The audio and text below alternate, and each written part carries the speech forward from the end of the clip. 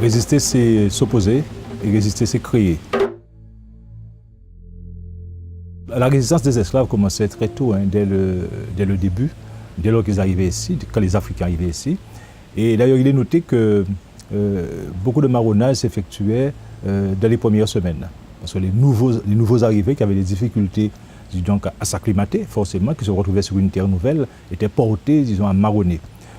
Quand les esclaves étaient davantage créolisés, disons, c'était plus difficile, ils étaient accoutumés, ils avaient subi une domination, un décervelage, ils avaient été christianisés, et donc on leur avait fait comprendre que l'esclavage était le sort naturel qui leur était réservé. Mais de manière générale, les marronnages, les résistances ont commencé dès le début de l'esclavage et pendant toute la période jusqu'à 1848. Et il est dit que quand le décret d'abolition arrive en Guadeloupe, eh bien, le quart des esclaves pratiquement est déjà libéré, les ateliers sont désertés.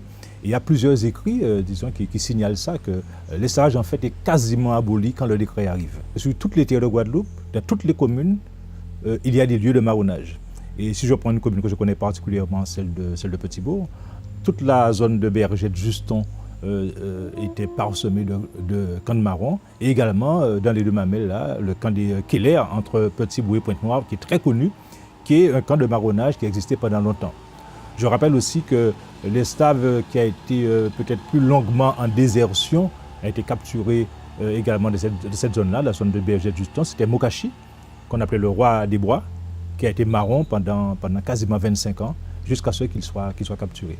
Bon, les camps n'existent plus, mais disons, moi qui suis porté un peu sur, comment dire, sur les dimensions un peu émotionnelles et peut-être spirituelles, il y a certaines zones en Guadeloupe, et c'est une chose que j'ai pu ressentir, mais c'est très très subjectif, où quand on va dans ces lieux-là, on a l'impression de ressentir, disons, la présence d'esprits, de marrons qui sont présents.